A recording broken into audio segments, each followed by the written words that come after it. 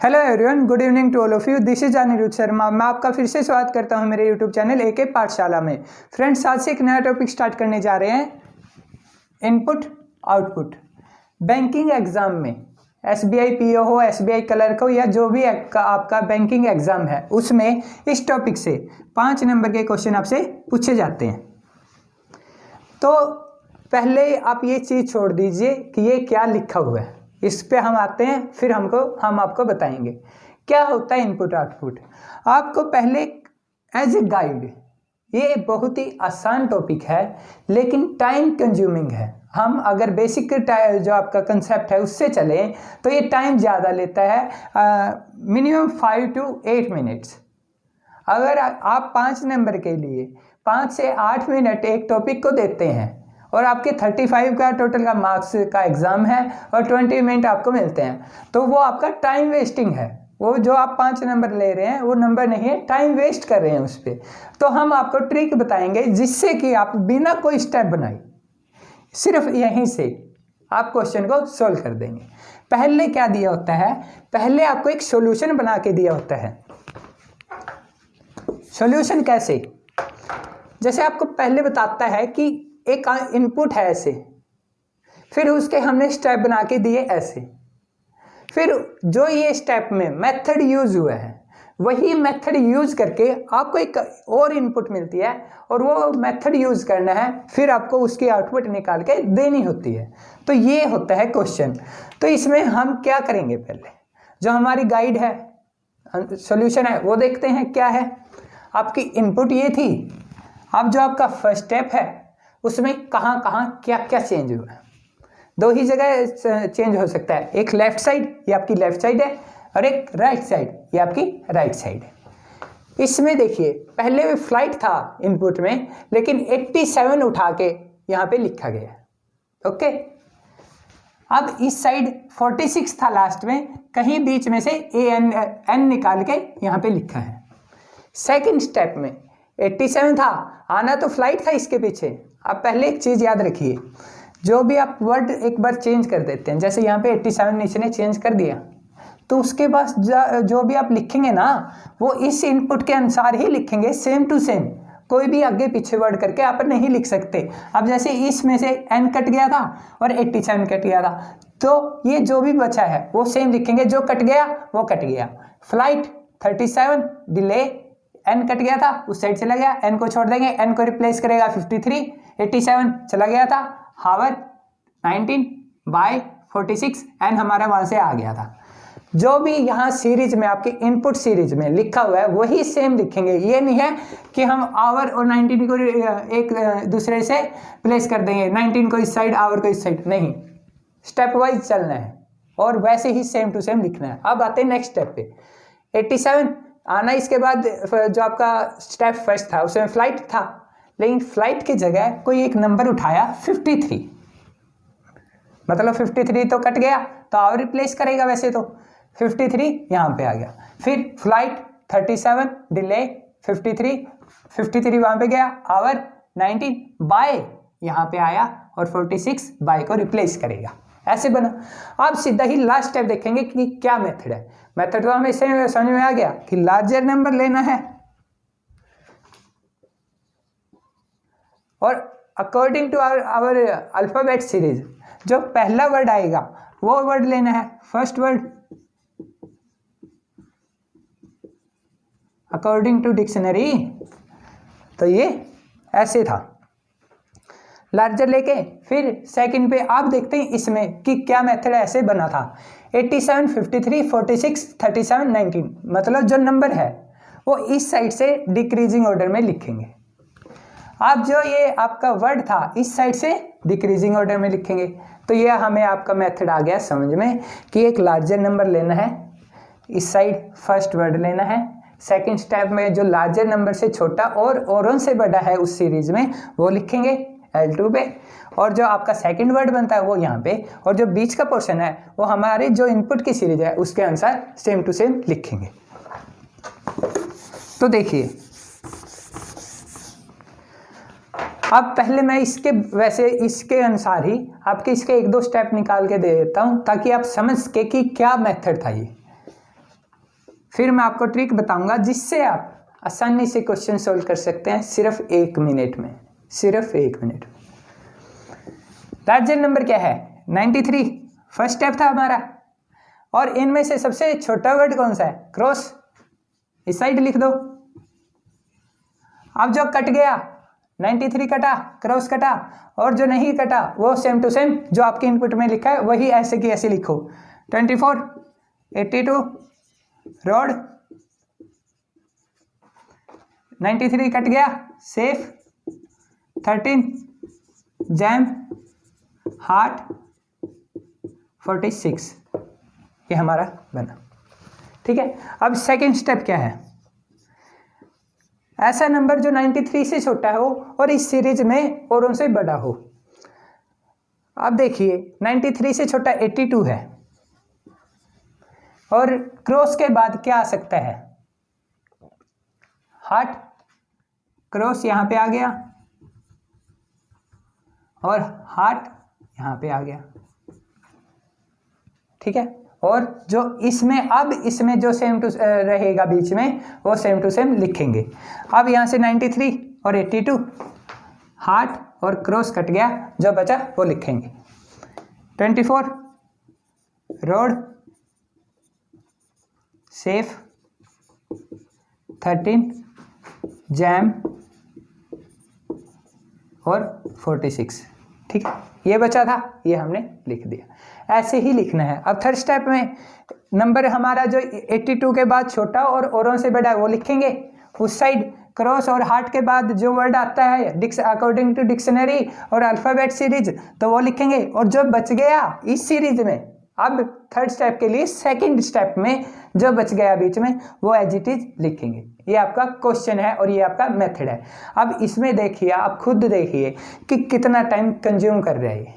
अब हम इसमें एक ऐसी ट्रिक यूज करेंगे जिससे आप आसानी से क्वेश्चन सोल्व कर सकते हैं। वो देखिए क्या है।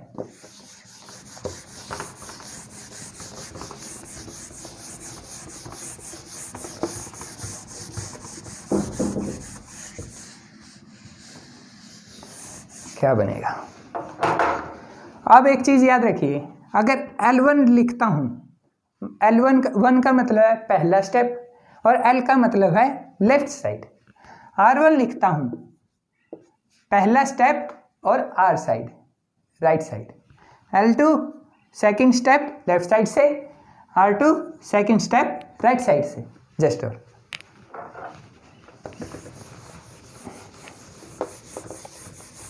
अब देखिए सबसे बड़ा नंबर क्या था?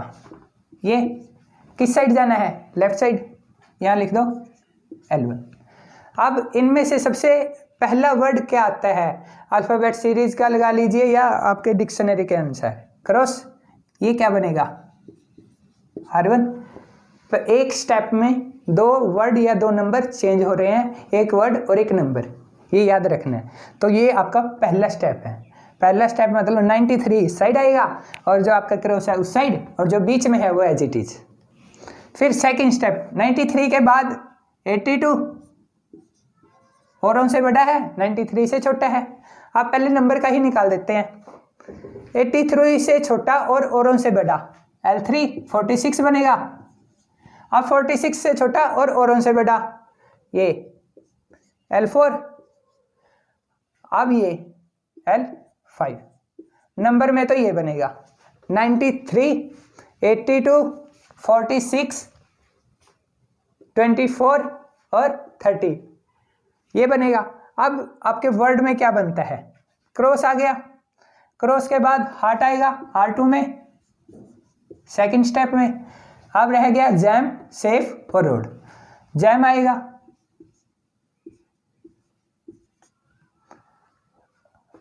ये आ गया रोड, R पहले आता है ऐसे तो 4, R5।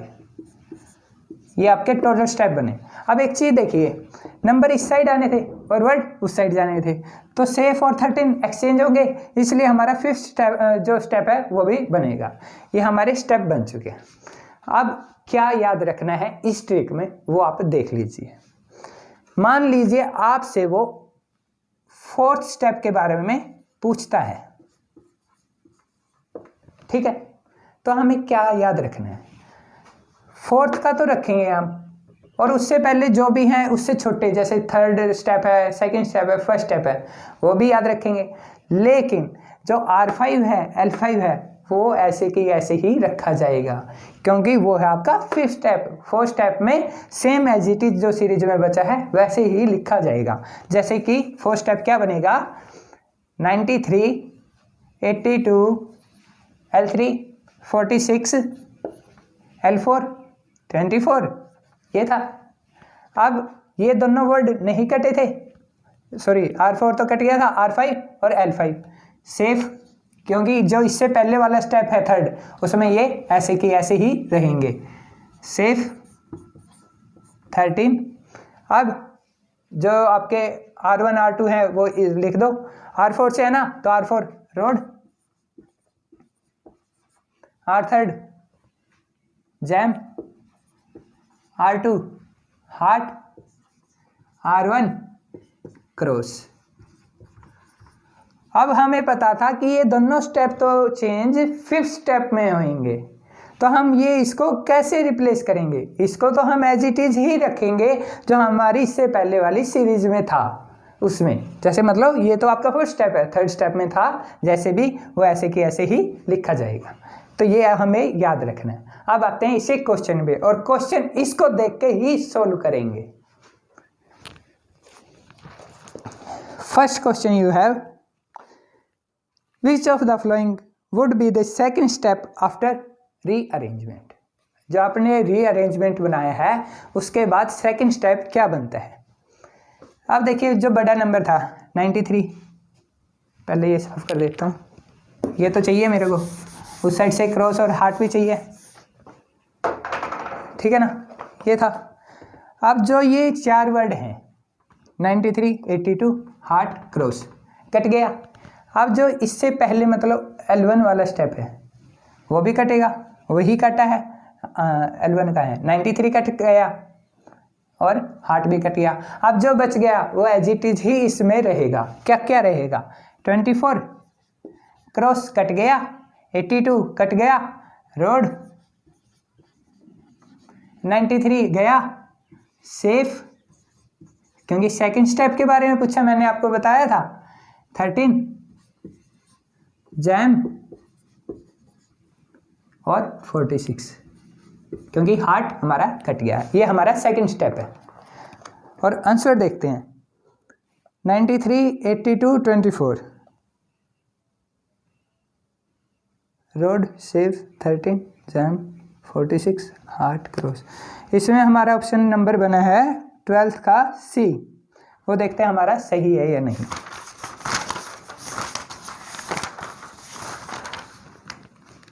ट्वेल्थ का C आपका आंसर सही है।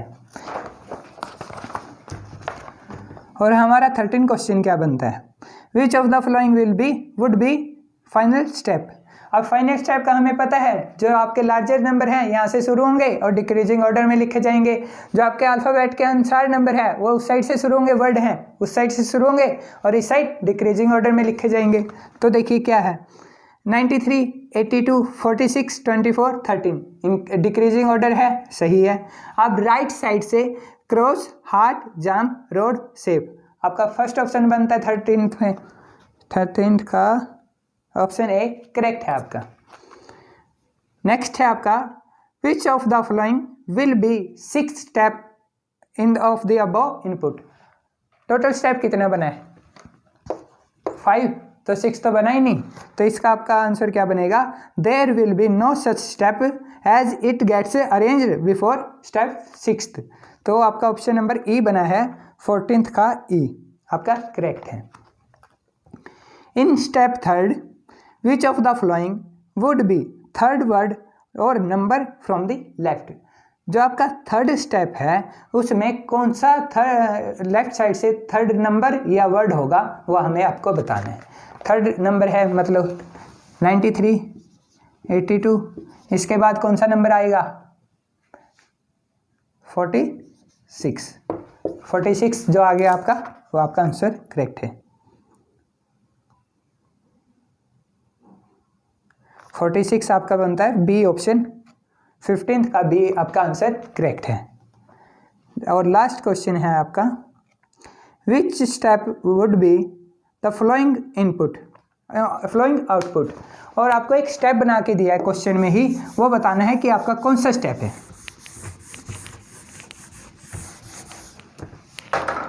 और इसने स्टेप जो बना के दिया है वो है 93, 24, 82, रोड, सेफ, 13, जैम, हार्ड, 46 और क्रॉस। ये आपका एक जो स्टेप है इसका आउटपुट का वो बना के दिया है, हमें बताना है ये कौन सा स्टेप है। अब एक चीज़ देखिए, 93 के बाद तो 82 आने वाला था, मतलब स्टेप तो आपका ये फर्स्ट है, ठीक है। अब हमें ये देखना है कि फर्स्ट स्टेप हमारा सही है या नहीं, क्योंकि बीच में जो आपके ये वर्ड हैं वो रिप्लेस किसी के साथ हो रहे हैं या नहीं, वो देखिए। 93 कट गया, क्रॉस कट गया, ये तो फर्स्ट स्टेप में आ नहीं था। अब 93 के बाद 24 है, 82 है, रोड है, सेफ है, 13 है, जैम है, हार्ट है, 46 है और क्रॉस यहाँ से कट के वहाँ पे चला गया, मतलब आपका फर्स्ट स्टेप आपका ये सीरीज का है। तो आंसर देखते हैं क्या है। फर्स्ट ऑप्शन बनता है 16th का। 16th का ए आपका करेक्ट है। सो आज के सेशन में इतना ही फ्रेंड्स। अगर ये सेशन आपके लिए यूजफुल है, हेल्पफुल है, तो इसे लाइक कीजिए, शेयर कीजिए और सब्सक्राइब भी कीजिए हमारे चैनल AK पाठशाला को, और शेयर कीजिए इस वीडियो को अपने फ्रेंड्स के साथ ताकि वो भी ये ट्रिक का यूज कर सकें। Thank you friends.